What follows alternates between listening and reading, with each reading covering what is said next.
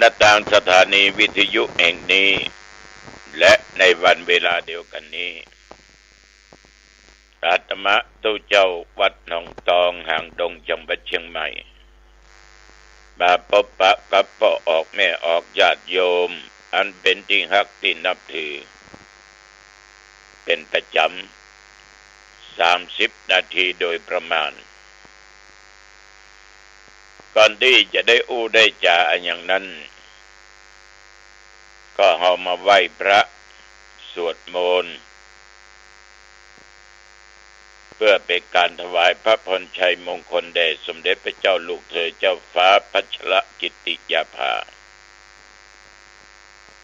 แต่ก่อนอื่นเช่นเดียวกันต้องขออนุโมทนาขอบใจนักขอบใจหลายๆต่อญาติต่อโยมที่ติดตามฟังรายการนี้มาด้วยดีตลอด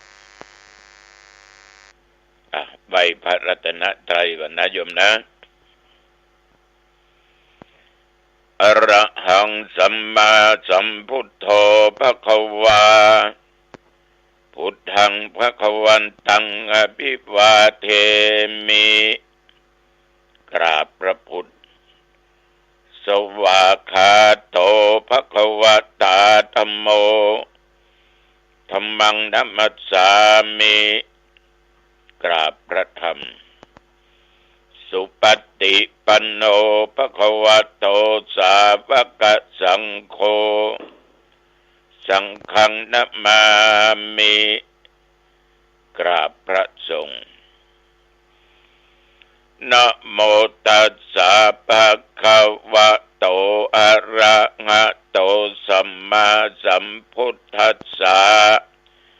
นะโมตัสสะภะคะวะโตอะระหะโตสัมมาสัมพุทธัสสะนะโมตัสสะภะคะวะโตอะระหะโตสัมมาสัมพุทธัสสะพุทธังสรณังคัจฉามิธัมมังสรณังคัจฉามิสังฆังสรณังคัจฉามิตุติยัมปิพุทธังสรณังคัจฉามิตุติยัมปิธัมมังสรณังคัจฉามิตุติยัมปิสังฆังสรณังคัจฉามิตติยัมปิพุทธังสรณังคัจฉามิตติยัมปิธัมมังสรณังคัจฉามิตติยัมปิสังฆังสรณังคัจฉามิ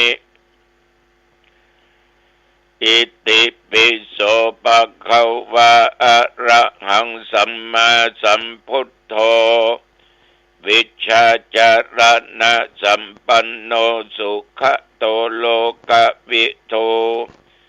อนุตตโรปุริสธัมมสารถิ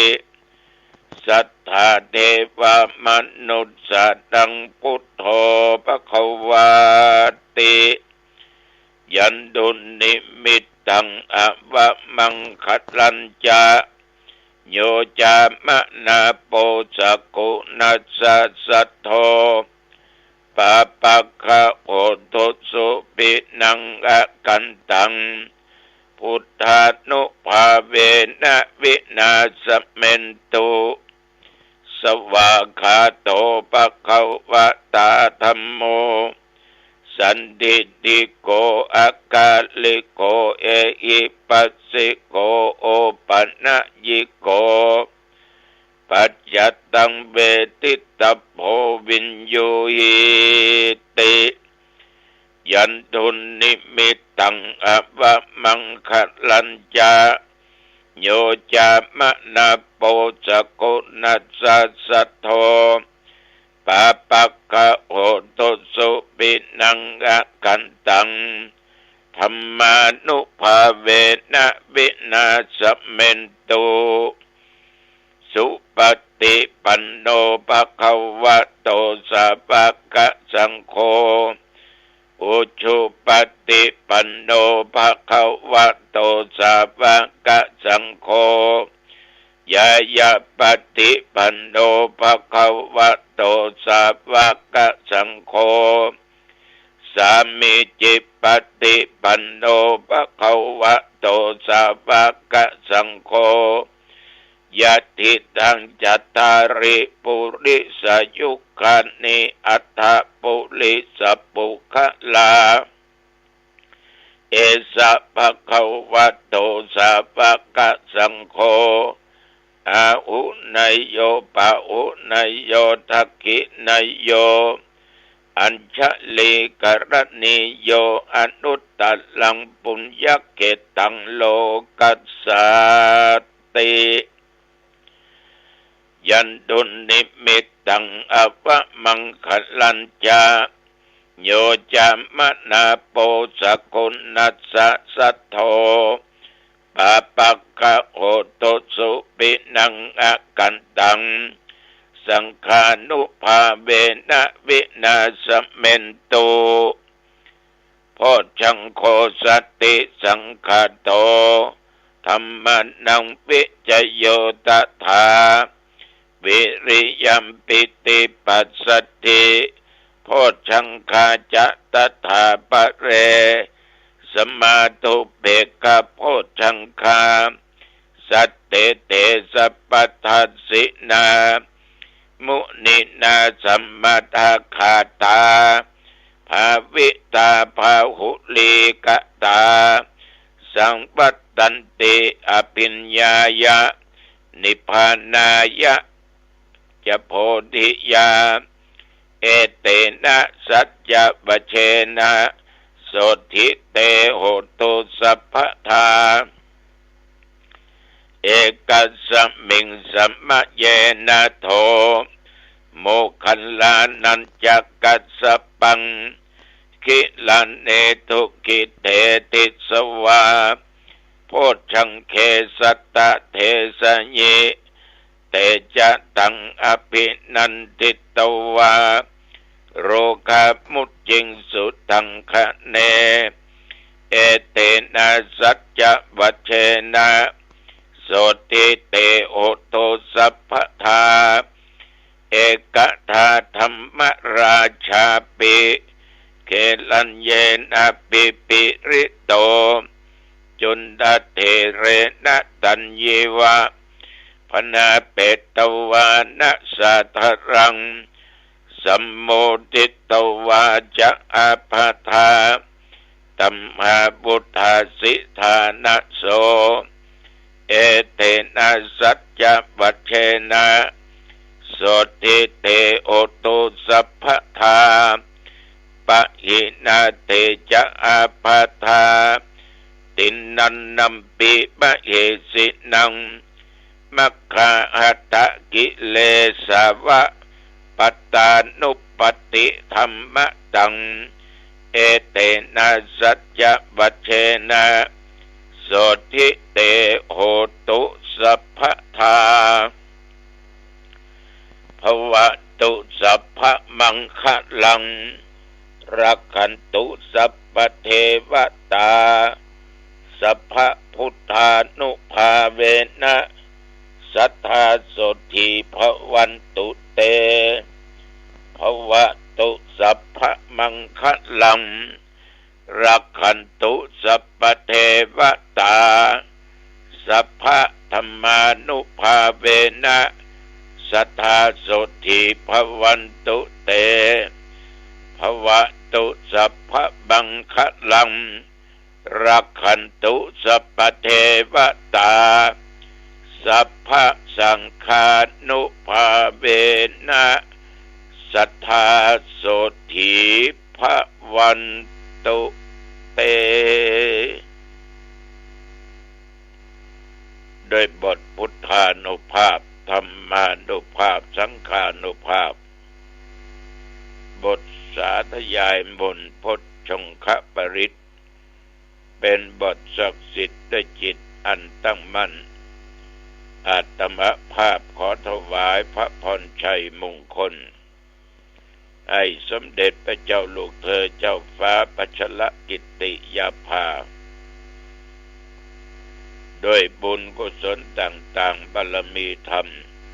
ขอให้พระองค์จงทรงหายจากอาการพระประชวรการเจ็บไข้ได้ป่วยขอให้หายขอพระองค์มีสุขภาพพลามัยกายและใจแข็งแรงดุจดั้งเดิม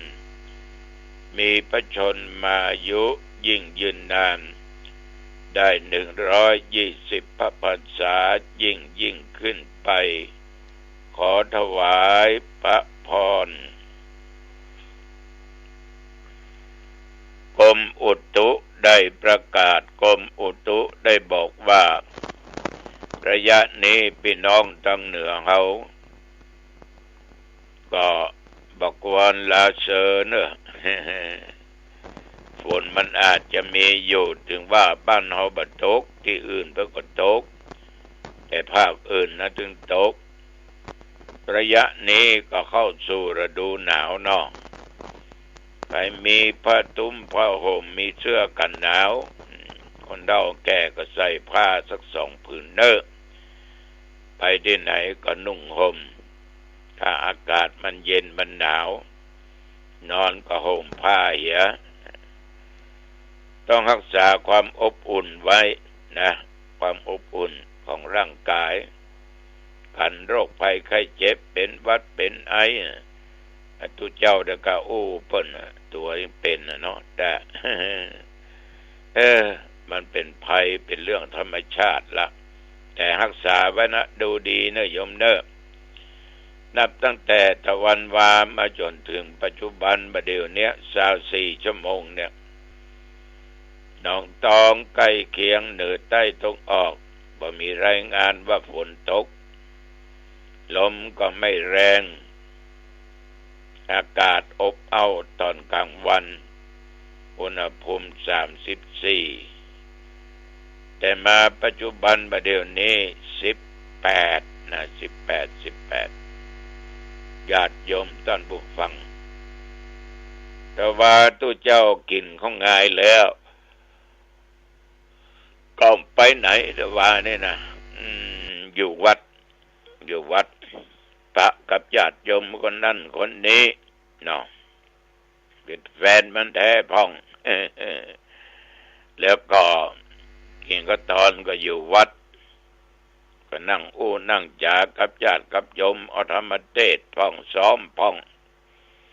มทำอยู่ตลอดอะนะมันนักมวยอะมันจะขึ้นเวทีมันจะตีอยู่มันก็ต้องเตะกระสอบเนาะต้องซ้อมนี่ก็ซ้อมค่ำมืดมาก็ไปตามกิจนิมนต์แต่ตะวันนี่ก็เป็นวันเดือนยี่เป็งกินห้องอาย9 โมงครึ่งก็นิมนต์ท่านสาธุเจ้าท่านพระครูวัดบ้านมอนสันกลางอำเภอสันกำแพงมาเทศธรรมมหาราชกันที่11ปุติสันโตจามาติตาสัมโมนะตัวเจ้าประเทศขอบคุณสาธุเจ้าเป็นอย่างมากเนอะที่มีเมตตามาเทศหัวข่าวว่าตะวันนี้ไปเทศหลายที่ก็จนถึง11ก็พักกินข้าวกินอย่างกันญาติโยมทั้งหลายก็มาช่วยกันแปลงซุ้มแปลงอันแปลงนี้ค่ำคืนมาอาตมาภาพก็ไปเทศน์ธรรมวัดของท่านเจ้าอาวาสวัดคันธรสป่าสางวัดปี่วัดน้องเปิ้นตั้งธรรมหลวงร่วมกับทางเทศบาลและสถาปนิกเริ่มเทศน์ตั้งแต่ตี 5ละ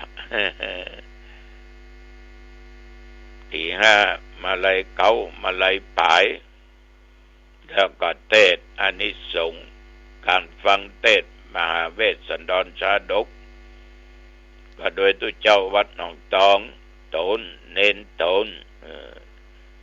ก็เรียกว่าเทศน์ดีเลยให้ไปเทศน์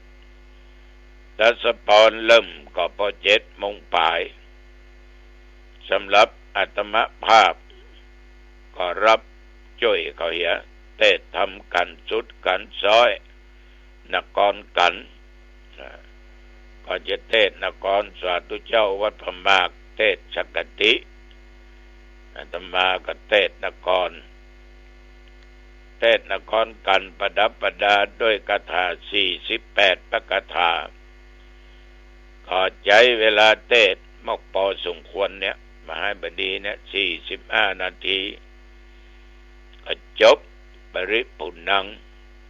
ก็เลยกลับบัดกลับว่าธรรมาจารย์เวสสันดรจาดกเนี่ยเป็นปุคลาธิฐานฟังดีๆมีคติมีสาระนักแต่ฟังถ้าเอากำม่วนก็ได้กำม่วนตุนั้นเสียงดีโลกาบม่วนดีโลเตียวทำม่วนดีโลก็ได้ถ้าหากว่าเอาสิ่งที่เป็นเนื้อเป็นสาระมาเป็นข้อคิดเนี่ยมันก็จะทำให้เราเปล่าหรือว่าเสียเวลาอย่างพามชูชกนี่บดีเอามาเป็นแบบเป็นอย่างนางอมิตตาถ้าในเรื่องนี้ก็ดีนะเป็นเมียที่ดีของผัวโลกเนาะแต่ว่าพ่อแม่ของนางพุ่นมันก็ขายลูกเป็นหนี้ก้าเงินของบุพามที่มาฝากเอาเปิ่นไปจ่ายจนพอหมดในที่สุดมาบุพามมาทักท้วงเอาเงินคืนหมีพอไปจ่ายมีลูกสาวมิตรตาเนี่ยเลยยกแก่บุพามไปแต่นางถึงจะเป็นละเอกละอ่อนอยู่15 ยก16 ย่อนบุพามเท่าจะเป็น6-70โอ้ยนะหัวประสันงอนเนาะเปิ้นอยู่ด้วยกันต่างก็ฮักกันอมิตตาก็เป็นภรรยาที่ดีของบุพามปฏิบัติปัดปูหนึ่งเขายะกินยะว่าตักน้ำตึงน้ำกินน้ำใจตึงไม้สีฟันเตรียมหมดก็เป็นหน้าที่ของ4 ภรรยาที่จะพึงปฏิบัติต่อสามีบุพามแล้วก็ฮักนางยมทั้งหลายแต่ว่านางอมิตตาเนี่ยกลับมาเกิดญาติของพระโกตมะหรือเจ้าชายสิทธัตถะนั่นน่ะได้เป็นนางจินจามนวิกาพามชูชกเป็นเทวทัตเนี่ยมูนี้บดีเอามาเป็นแบบเป็นอย่างแต่ฟังเอามุ่นได้พระเวสสันดรนางบดีเจ้าจลีกันหาอันนี้เป็นพระเอกละพ่อเปิ้นพระเจ้าสนใจว่านางพุทธดีนี่นาเป็นแบบอย่างเป็นพ่อที่ดีของลูกของเต้าพระเวสสันดรก็เป็นสามีที่ดีของ4 ภรรยานางบดีก็เป็นภรรยาที่ดีของสามีเจ้าจารีกันหาก็เป็นลูกเต้าที่ดีเชื่อฟังคำสั่งคำสอนของพ่อของแม่ในธรรมเรื่องนี้พานเจตบุตรอันนี้ก็ดีอจุตัฤาษีก็ดีคนดีอยู่ที่ไหนผีคุ้มเทวดารักษาอย่างพระเวสสันดรเนี่ยเนาะโยมเนาะพระอินทร์บุโรนะพระอินทร์เทบุตรเทวดารักษาขนาดว่าจะไปบวชที่เขาวงกฏเปิ้นก็เนรมิตอาสลมศาลาไว้มีตึงบวกหนองน้ำสระน้ำมีสัพพะอัฐบริการเครื่องบวชแก่เทวดาตามรักษาเหมือนป้าออกไม่ออกญาติโยมที่ฟังตุเจ้าเนี่ยเทวดารักษาอยู่นะที่ฟังก็เทวดารักษานะตุเจ้านั่งนี่ก็เทวดารักษานะโอ้ตุลุงหันกะมาหันหูกะโยมก็หูกันเนาะก็ได้มีเทพุทธเทมดารักษาเอาไปอยู่ได้เนาะโยมเนาะแต่ อย่างน้อยก็เทวบุตรคือพ่อเทวดาคือแม่ของเฮาต้องดูแลรักษาเฮาอยู่ตลอดเวลาละบะจริงตุลงโยมมีลูกก็ที่ฟังอาตมาว่าบ่มีภัยห่วงลูกฮักลูกเต้าพ่อเต้าแม่ก็บอกว่าจะกินจะอยู่จะไปที่ไหนจะใจจะจ่ายจะยะหยังพ่อแม่บ่ถึงห่วงลูกห่วงเต้าลูกเนาะฉะนั้นญาติโยมก็ฟังเอาสิ่งที่มันเป็นสาระที่เป็นข้อปฏิบัติได้อย่างใดก็ตามเดือนยี่เป็งหมดไปแต่ว่าการละกฐินก็หมดไปแต่เด็ดเที่ยงคืนมาละวันนี้นี่ตุลุงข้าจะทอดกฐินเนอยอดกฐิน5 ล้านเนอเอาก็ตึมได้มากี่เจ้าก็ดึงเอามาได้นะตามธรรมดาตามกฎตามระเบียบตามพระธรรมวินัยวัดนั้นจะรับกฐินได้ครั้งเดียวต่อปีเมื่อถึงการเวลาจะไปรับทับซ้อนมาได้มันผิดพระวินัยนะฉะนั้นญาติโยมท่านผู้ฟังทั้งหลายหน้าการกฐินหมดเวลาละปุ้นถ้าไปจะทอดจะยังกับปีหน้าปีหน้าแต่ว่านี่ได้นั่งจากับโยมที่เปิ้นมาวัดมาวานะไปต่างบ้านเปิ้นก็มากันถึงครอบครัวเหมือนกันนะเมียเปิ้นบ่นให้ฟังว่าผัวเปิ้นเนี่ยจังเล่นการพนันเล่นไพ่เล่นไฮโลเล่นอะไรอย่างเนี้ยกันเขาบอกก็บอกฟังนะหลวงปู่เขาก็บอกว่าผัวเมียอยู่ด้วยกันเนี่ยจะไปคัดกันแต่ก็บ่ดีแต่อันใดที่มันดีเนี่ยมันจะนำพาความชิบหายวายวอดเกิดขึ้นความทุกข์ยากลำบากแล้วก็ลำบากกับลูกกับเต้าโตยพี่น้องชาวบ้านเปิ้นจะติฉินนินทาฉะนั้นการเล่นมันก็ดีแต่มันไม่ดีเล่นถูกที่ถูกทางเล่นแบบเสี่ยงเงินเสี่ยงทองแบบเสี่ยงเข้าเสี่ยงของแต่เล่นในสิ่งที่ควรเล่นการพนันนี่นะโยม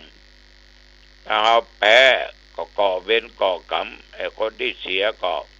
อิดอยู่ฮะนะยาวซ้ายโลไม่ก็เป็นการก่อเวรก่อกรรมถ้าเอาแพ้นัก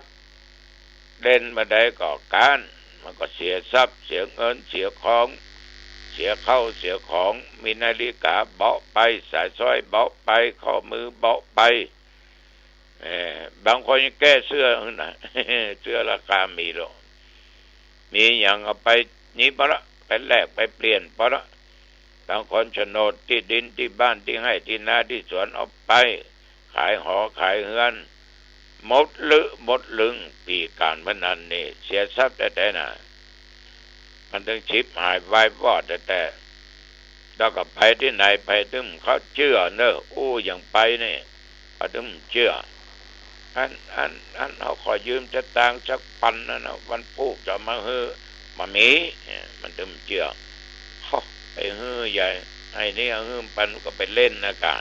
มันก็เปิ้นมาเชื่อถือไปทางใดไปก็มินประมาทบึนปากเข้าใส่เนี่ยมันบ่ดีอย่างเงี้ยพอเฮาไปเนี้ยไปสิ่งบ่ดีหรอกเดือดร้อนถึงครอบครัวถ้าเป็นหนุ่มเป็นสาวได้ไปได้ไปเป็นลูกชายลูกไปในเดือดร้อนนี่ก็แล้วหั่นน่ะเนี่ยก็ว่าก็นั่งนั่งจากันเกี่ยวกับเรื่องการเล่นพนันก็เป็นนักกันนะมันบ่ดีนะเปิ้นว่าบ่ดีก็คือบ่ดีนั่นนะอันนี้ก็ฝากกับญาติกับโยมเด้อเอาละศรัทธาสาธุชนท่านผู้ฟังจาไปมาวันนี้เมื่อคืนเอาปะกันที่น้ำทงเนาะห่างดงนาน้ำทงปะกันประมาณตั้ง7 โมงเกินเมื่อคืนแต่เดี๋ยวมันง่ายในตุลุงจะไปเมืองเปล่าแต่วัดแม่แวนในกำนะเอาละท่านว่าเป็นเวลาพอสมควรอายุวันโนสุขังพลังพบกันใหม่โอกาสหน้า